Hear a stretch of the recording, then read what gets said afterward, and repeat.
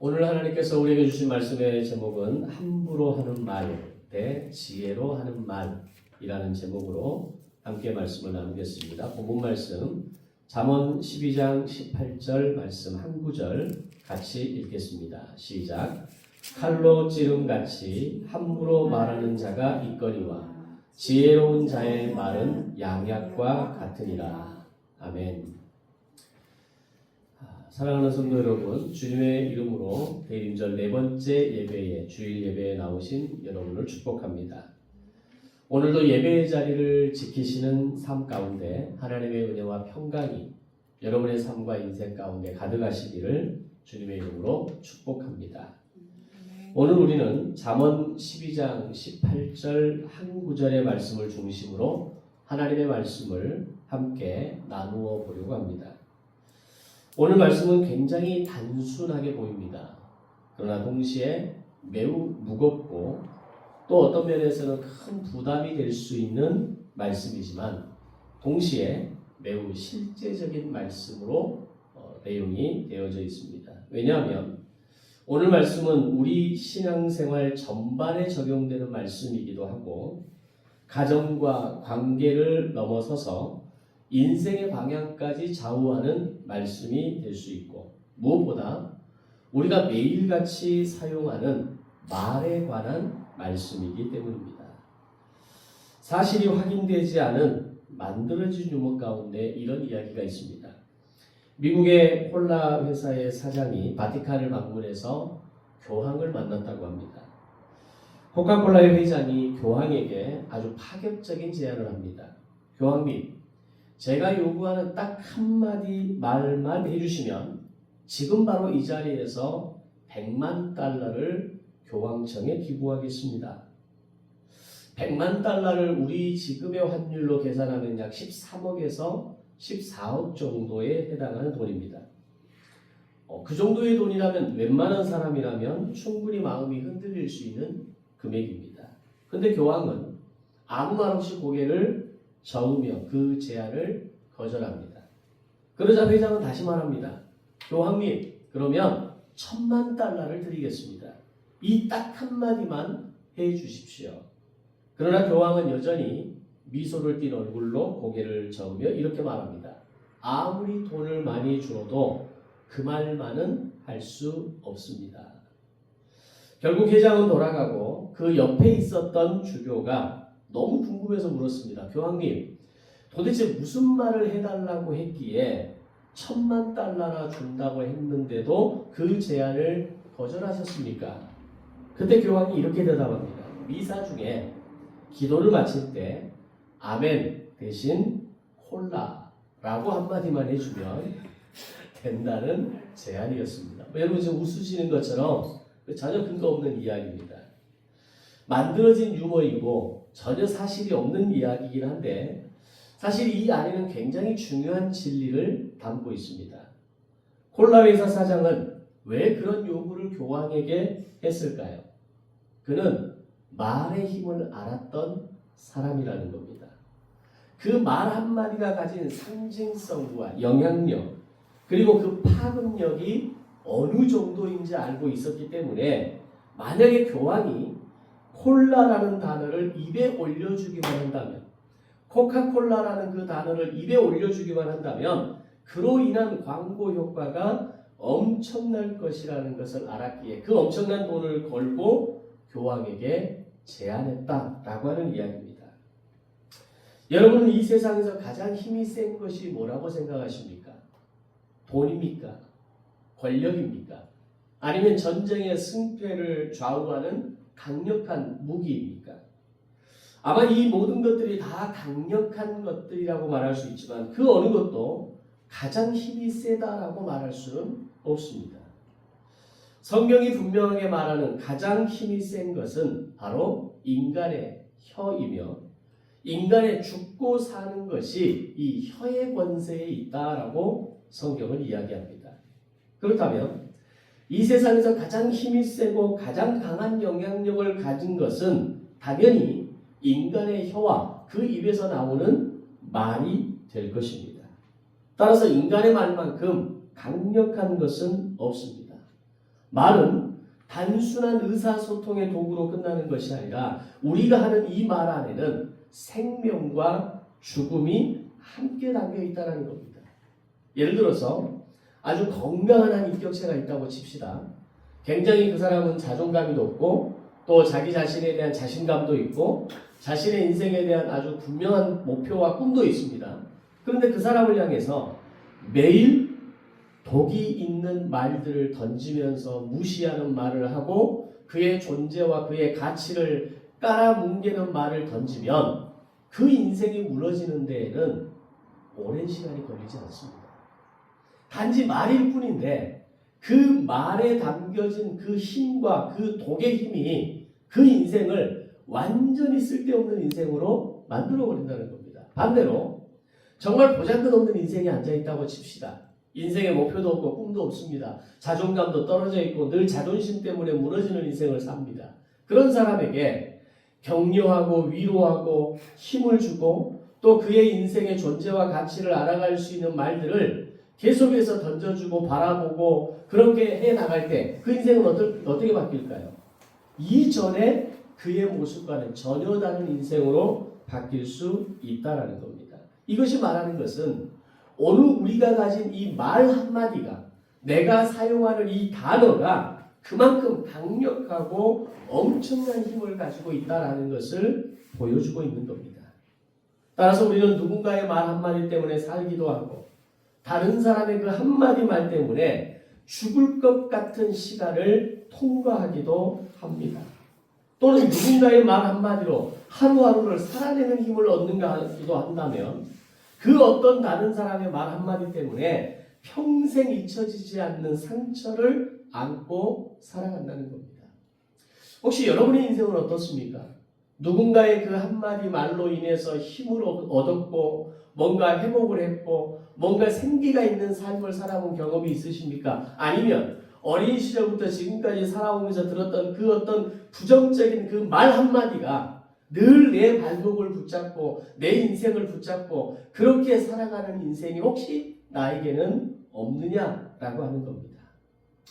창세기 2장을 보면 하와를 향한 아담의 말은 한편의 시가 등장합니다. 이렇게 말합니다. 이는 내 뼈 중에 뼈요 살 중에 살이라.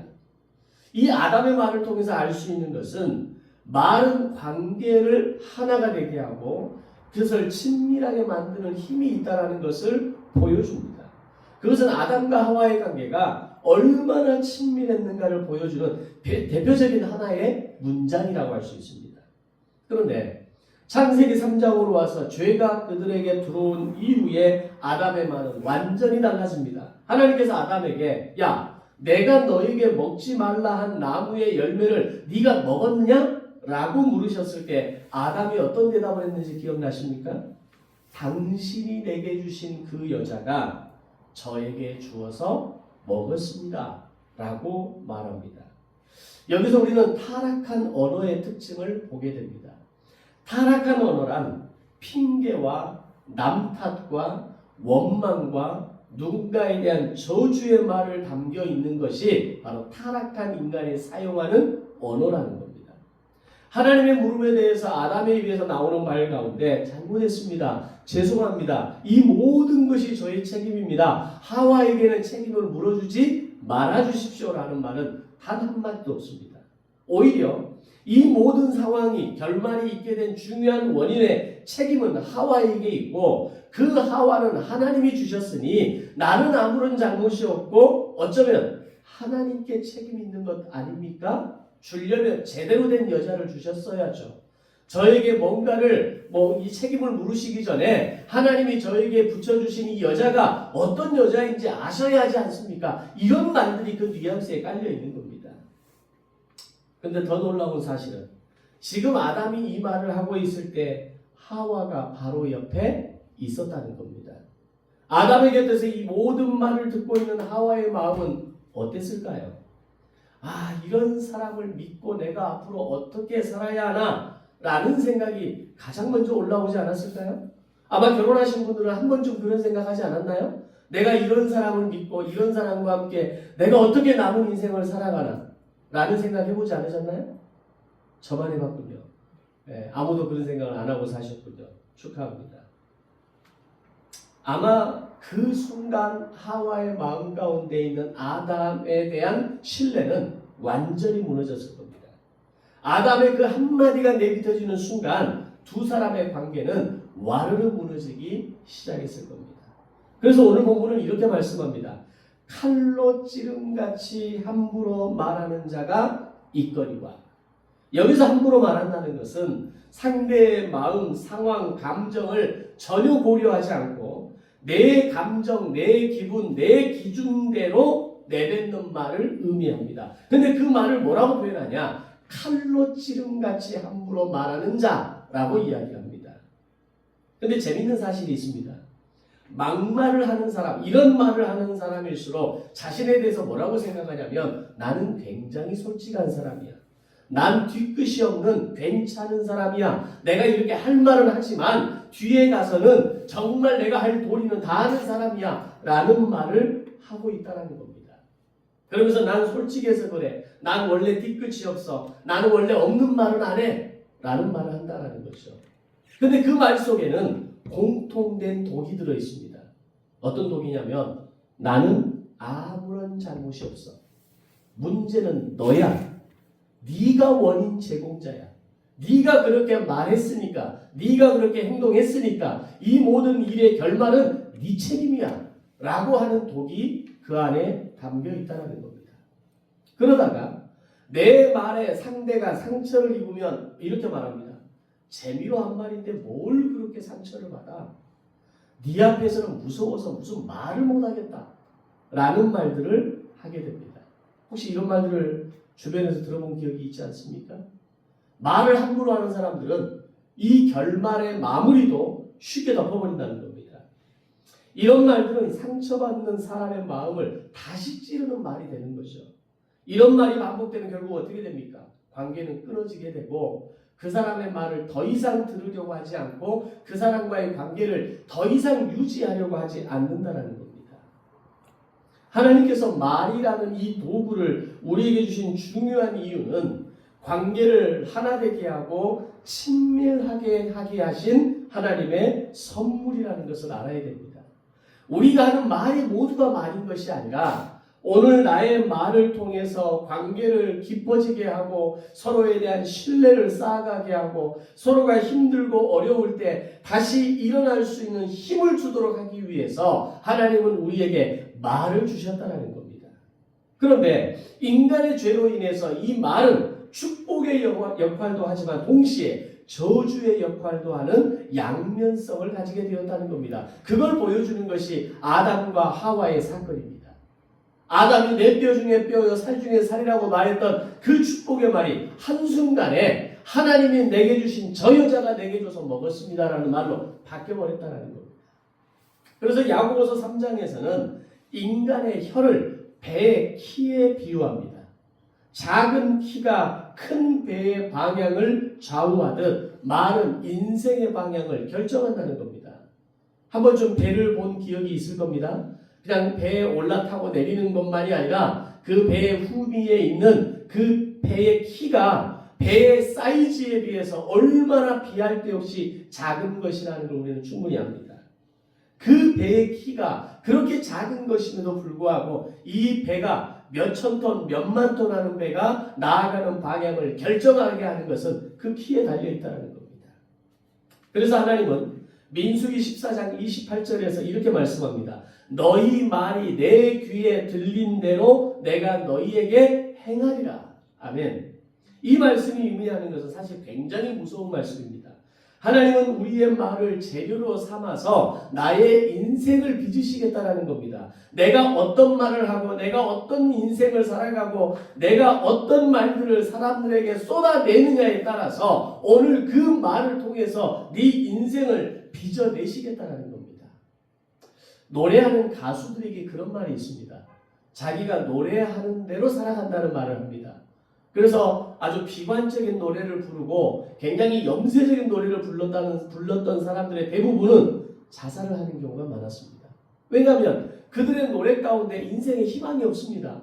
늘 어떤 인생의 실패와 자조와 또 어떤 그 삶의 인생에 그 어느 것도 마음대로 되지 않는, 그래서 내 인생이 이제는 어디를 향해 가야 하느냐에 대한 그 막연한 노래를 부르면서 어느 날 그들은 이 세상의 삶의 시간을 끊어내는 것이죠.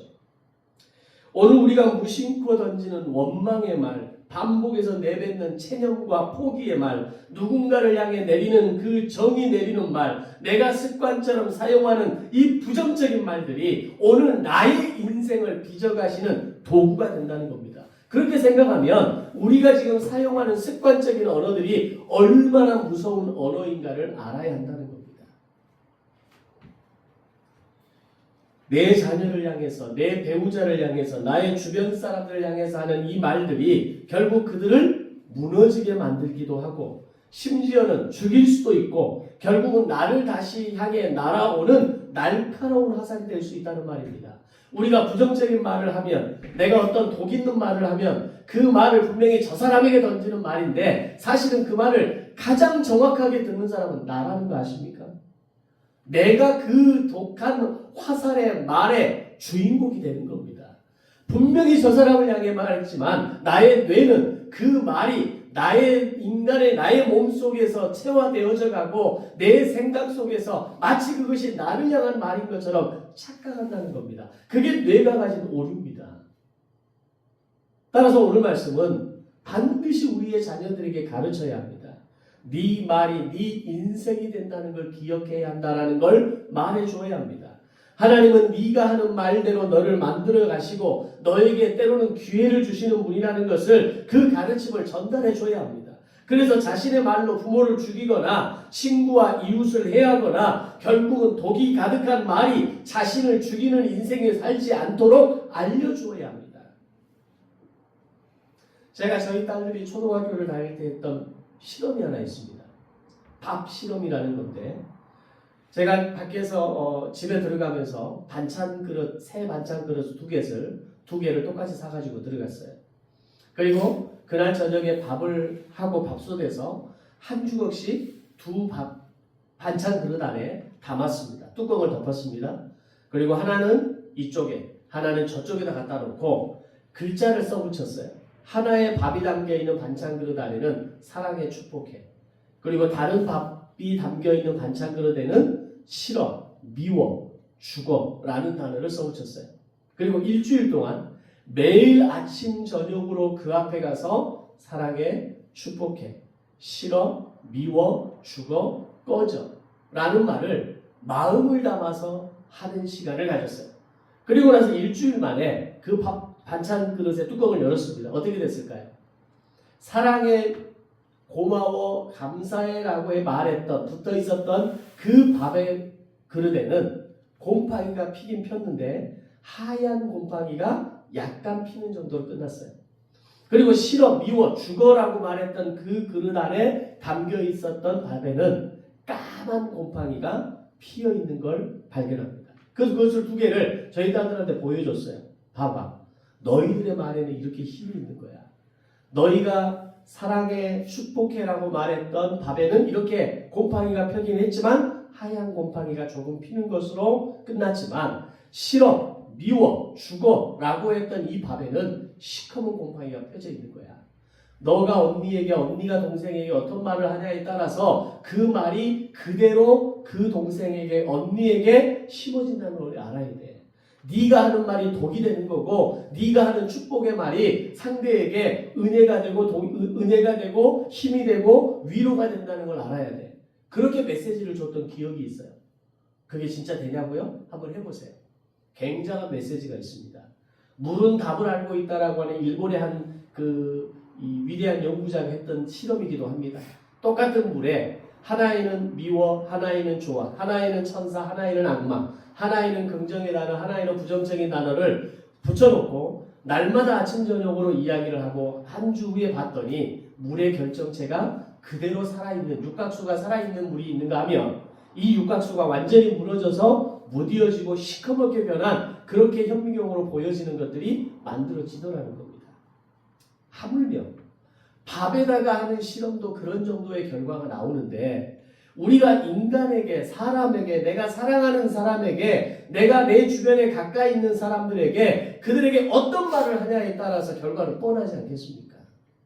내가 그들을 향해 격려와 위로와 진실의 말을 담아 전할 때 그것은 그에게 힘이 되고 오늘을 다시 살아내는 능력이 되고 다시 일어날 수 있는 동기부여가 되지만 오히려 무시하고 깔보고 뭉개고 그 어떤 존재를 평가하고 판단하게 될 때 그 인생은 시커멓게 속이 타들어가는 인생이 되는 겁니다.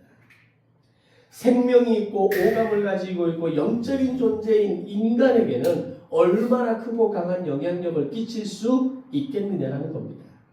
아무리 좋은 대학을 나오고 아무리 많은 것을 가졌다 할지라도 입에서 나오는 말이 독이라면 그 인생은 결코 불행해질 수밖에 없는 겁니다. 아무리 똑똑하게 아무리 좋은 스펙을 가지고 있다 할지라도 오늘 그의 존재에 대해서 칭찬과 격려와 위로의 말을 해주지 않는 인생은 결국 불행해질 수밖에 없다는 걸 우리는 알아야 됩니다. 부정적인 말들을 쏟아내는 사람의 인생에서 결국 성공적인 결말이 나올 수 없다는 것을 알아야 됩니다. 조금 부족해도, 조금 못나도, 조금 아직은 뭔가 보여지지 않아도 할 수 있어. 괜찮아. 잘하고 있어. 우리 조금만 힘을 내보자. 우리가 어떤 생각을 해볼 수 있을까? 우리가 어떻게 한번 해보면 좋을까? 끊임없이 기다리고 격려하고 위로하고 힘을 불어 넣어주는 것. 그게 성공적인 인생을 향해 가는 걸음이라는 겁니다. 요즘 오디션 프로그램이 우리들의 발라드라고 하는 프로그램에 있었고 싱어게인 4가 있었습니다. 우리들의 발라드는 끝났고 이제 싱어게인 4는 탑 6인가? 이를 이제 가고 있는 중이에요. 이 싱어게인 4가 지금 진행 중인데 거기서 몇 명의 친구들이 노래를 부르러 나가면서 서로에게 이런 이야기를 주고받는 모습이 등장합니다. 된다 보고 라는 말입니다. 우리 된다 보고 안 되면 어떡하지? 떨어지면 어떡하지? 나 안 되면 어떡해? 이 말이 아니라 야 된다 보고 해. 된다 보고 하자. 이 된다 보고라는 말을 서로가 서로한테 해주는 거예요. 그리고 그 말을 힘을 받아서 정말 최선을 다해서 심사위원 앞에서 노래를 부르고 내려옵니다. 그게 바로 힘 있는 말입니다. 서로에 대해서 힘을 주는 말이고 격려하는 말입니다. 된다 보고라고 스스로 되뇌이는 말이기도 하지만 동시에 서로를 향해서 너 된다. 너 분명히 되는 인생이야. 라고 말하라는 겁니다. 어떤 생각을 하고 무대에 올라가느냐, 어떤 마음가짐과 어떤 언어를 가지고 어떤 상황에 임하느냐에 따라서 달라진다는 겁니다. 제가 강의 현장에 나갈 때 올해는 제가 중고등학교를 많이 안 나갑니다. 그래도 간혹 중고등학교 강의를 나가는 때가 있는데 가만히 아이들을 지켜보면 그들이 주고받는 말을 가만히 들여다보면 정말 아무렇지도 않게 상대를 무시하고 깔아뭉개고 죽이는 말들을 서슴없이 합니다. 요즘은 여학생들의 입이 더 걸어요.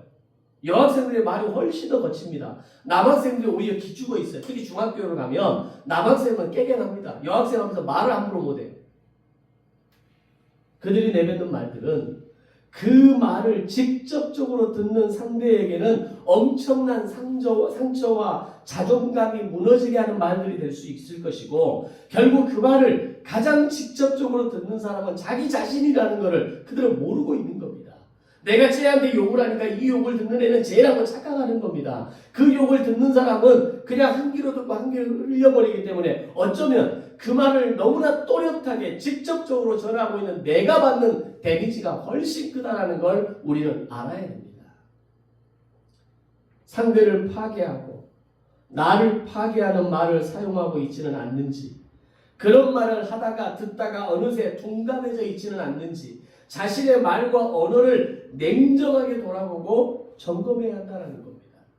아이가 시험 성적이 떨어지는 걸 뭐라고 하는 것이 먼저가 아니라 그 아이가 쓰는 언어가 부정적이고 언어가 누군가를 무시하고 언어가 함부로 하는 말일 때 훨씬 더 무섭게 다루어야 합니다. 그렇게 가르쳐줘야 합니다. 성적은 본인이 마음먹으면 오를 수 있는 겁니다. 졸업하고 나서 본인이 의지가 있으면 열심히 공부할 수 있는 겁니다. 나이가 30, 40이 돼도 공부하려고 하면 얼마든지 할 수 있습니다. 그러나 언어는 바뀌지 않습니다. 어릴 때부터 그 몸에 배인 언어, 누군가를 향해 바라보는 그 눈, 누군가를 바라보는 그 마음은 어렸을 때 잡지 않으면, 가르쳐주지 않으면, 제대로 인성이 형성되지 않으면 정말 무너지는 겁니다. 그거는 시간이라도 해결되지 않습니다.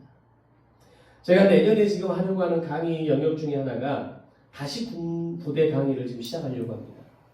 인성 강의와 마약 중독, 약물 중독에 대한 강의를 내년에 이제 군 강의를 좀 더 본격적으로 해보려고 하는데 거기에는 제 마음이 이 마음이 함께 담겨 있어요. 이제 20대 초중반에 된 그 친구들의 언어 안 바뀝니다. 인성 안 바뀝니다. 그럼에도 불구하고 어렸을 때부터 무시당하고 무시하고 깔보고 무너진 자존감으로 살아가는 그들에게 오늘 그들의 인성이 어떻게 바로 잡아져야 하는지, 그들의 언어가 어떻게 바르게 세워져야 하는지, 그것은 상대를 죽이는 것으로 끝나는 것이 아니라 나를 죽이는 것이라는 것을 알아야 하기 때문입니다. 본문을 이어서 이렇게 말합니다. 지혜로운 자의 말은 양약과 같으니라. 앞에서 함부로 말하는 자에 대해서 칼로 찌름같이 이야기했다면 이제는 지혜로운 자의 말이 양약과 보약과 같다라고 이야기합니다. 이 양약이라는 말은 히브리어 마르페에서 나온 말로 치유하고 회복시키는 힘이 있는 약을 의미하는 말입니다. 즉 지혜로운 말은 사람을 살리는 말이 된다는 겁니다. 우리가 좋은 음식을 먹거나 보약을 먹으면 기운이 나죠. 지혜로운 말을 듣는 사람은 다시 일으켜 세우는 힘이 있다는 겁니다. 자, 그럼 저와 여러분은 우리 자신에게 이렇게 물어야 됩니다. 지금 나의 말은 다른 사람에게 독약인가 보약인가? 내 말을 들으면 주변의 사람들이 살아나는가? 내가 하는 말은 내 자녀와 내 이웃들이 힘을 얻는 말인가? 아니면 그들을 주저앉게 만드는 말인가? 라고 하는 질문을 내 스스로에게 던져보아야 합니다. 가정이 불행해지고 공동체가 무너지는 가장 큰 이유 중에 하나는 지혜 없는 말을 하는 사람이 그 가운데 있기 때문입니다. 매사에 부정적이고 매사에 안 된다는 말을 입에 달고 사는 사람은 자신뿐만 아니라 결국 자신이 속한 공동체를 무너지게 만들 수 있다는 걸 알아야 됩니다. 죄송합니다. 반대로 지혜로운 말을 하는 사람이 있는 가정이나 공동체 구성원은 매일 보약을 먹고 사는 것과 같은 겁니다. 말로 가족을 살리고 자녀를 살리고 다른 구성원을 살리는 역할을 해야 한다는 겁니다. 저의 기질도 딱 보면 안 되는 게 먼저 보입니다. 부족한 게 먼저 보입니다. 틀린 게 먼저 보입니다. 그걸 금방 찾아냅니다. 또 저는 말에 있어서 굉장히 강한 사람이기 때문에 조금만 주의를 기울이지 않으면 상대를 공격하거나 상대의 마음을 상하게 하는 말들을 할 수 있는 사람이라는 것을 제가 너무 잘 압니다. 아내가 가끔 그런 얘기를 합니다. 제가 제 눈빛을 보면 정말 자기를 무시하는 눈빛이 있다는 거예요. 제가 그런 사람이에요. 그런 게 저한테 특화되어 있어요. 그래서 상대에게 어떤 말을 하면 기분 나쁠지를 알고 상대의 그 약한 부분, 틀린 걸 정확하게 집어내서 말할 수 있는 능력이 저한테는 있습니다. 그렇게 말에 힘이 있는 사람은 더욱 이 부분을 기억하고 조심해서 우리의 언어와 말을 사용해야 한다는 겁니다. 이게 자신 없으면 차라리 입을 다물어야 됩니다. 차라리 공간을 띄어놔야 됩니다. 링컨의 서랍이라는 얘기가 있습니다. 에브라함 링컨은 정말 화가 나고 정말 분노가 올라올 때, 어떤 사람에 대해서 분노가 올라올 때 그 분노의 내용을 편지를 쓴다고 합니다. 너는 이런 사람이고 네가 어떻게 나한테 너는 그런 식으로밖에 못하고 막 써내려간대요. 근데 그 편지를 붙이지는 않았답니다. 그리고 그 편지를 서랍 속에 넣어두는 거예요. 그리고 하루 이틀 지나서 그 서랍에 있는 편지를 다시 꺼내보고 야, 내가 이때 이렇게 내 감정을 다 실어서 말했구나. 야, 이렇게 내가 상대를 무시하는 말을 했구나. 그것이 발견되면 그 편지를 붙이지 않고 찢어버렸답니다. 그렇게 붙이지 않고 찢은 편지가 수백 통이었답니다. 자기의 감정을 담아서 자신의 어떤 그 분노와 화를 담은 편지는 수백 통인데 실제로 붙이지 않은 편지는 훨씬 많았다는 거죠. 어쩌면 오늘 내 감정을 다스리지 못하고 내 관점을 다스리지 못하고 내 언어를 다스리지 못하는 사람은 그런 내 감정을 좀 쏟아낼 수 있는 뭔가 좀 그걸 상대에게 사람이 아니라 어떤 내 감정을 좀 담아낼 수 있는 훈련과 시간이 필요하다고 봅니다. 에이브라함 링컨은 그런 사람이었다는 거죠. 자신의 감정을 자기 안에 꾹꾹 쌓아 누른 게 아니라 편지에다 다 실어낸 겁니다. 감정을 다 쏟아부은 거예요. 그리고 시간이 지나서 내 편지를 다시 읽어보면서 이건 아니지. 우리가 그 정도 분별력은 있거든요. 막 화가 날 때는 정말 당장 죽여버리고 싶고 당장 그냥 다 쏟아내고 싶은 마음이 우리 굴뚝까지 올라오지만 시간이 지나면 이건 너무했다. 내가 생각해도 이건 아닌데 이렇게까지 말할 필요는 없었는데 이런 것들이 얼마나 많은지 모릅니다. 그걸 내 안에 쌓아두면 언젠가는 폭발합니다. 근데 그걸 붙이지 않는 편지로 우리 어떤 자기계획 노트에 또는 나의 일기 노트에 그것을 기록하고 그것을 쏟아내고 나서는 다시 보면 내 감정이 얼마나 거기에 실려 있었는가를 알 수 있는 거죠. 그리고 그것을 다 걷어내고 팩트만 이야기하는 거죠. 그때 이렇게 말해서 내가 기분이 안 좋았어. 당신이 이렇게 말을 했더라면 내가 더 받아들이기 쉬웠을 거야. 수호야, 네가 그때 이렇게 엄마의 말에 대해서 경청해 줬다면 엄마가 너한테 그렇게 하지 않았을 것 같아. 너에게 이렇게 엄마는 말해주고 싶었어. 이런 것들이 우리에게 지혜로운 말의 모습으로 나타난다는 거죠.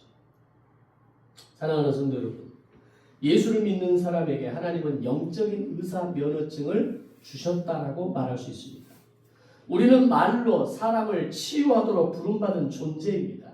기독교 신앙의 핵심은 봉사나 구제 활동이 아닙니다.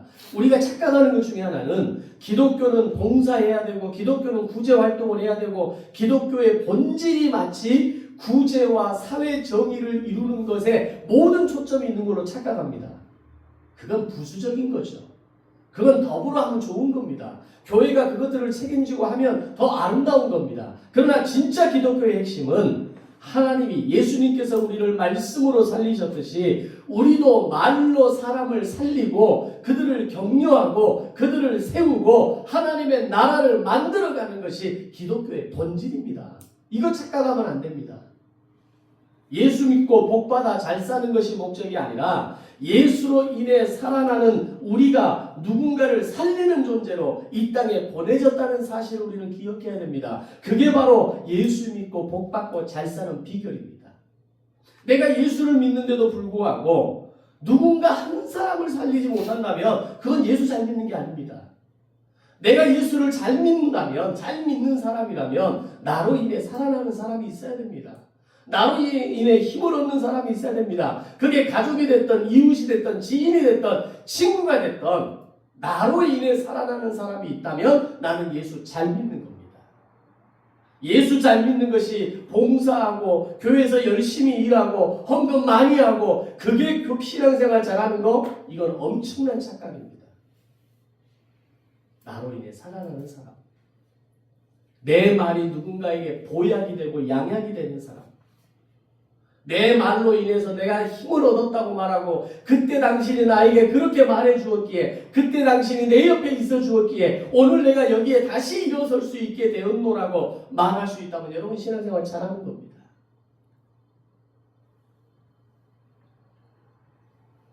내가 속한 가정에서부터 내가 만나는 나의 공동체 사람들에게서부터 나의 주변 이웃들에게서부터 시작하는 겁니다. 살리는 말, 힘을 주는 말, 격려하는 말. 그 말이 사실은 그를 살리는 것으로 끝나는 게 아니라 나를 살리는 것이라는 걸 우리는 기억해야 합니다. 우리 입에서 나오는 말 한마디 한마디가 칼이 되어 상대를 찌르는 말이 아니라 나의 말이 양약이 되고 보약이 되어서 회복제가 되는 말이 되기를 나의 말 한마디로 내 주변에 누군가가 다시 살아나는 놀라운 은혜가 이 대림절 기간을 통해서 성탄을 준비하는 여러분의 시간 속에서 누군가를 살리는 예수가 우리를 살리기 위해 이 땅에 오셨듯이 이제는 우리가 내 자녀를 살리고 누군가를 살리는 아름다운 성탄을 맞이하는 우리 모든 성도들의 삶이 되시기를 주님의 이름으로 축복합니다. 함께 기도하겠습니다.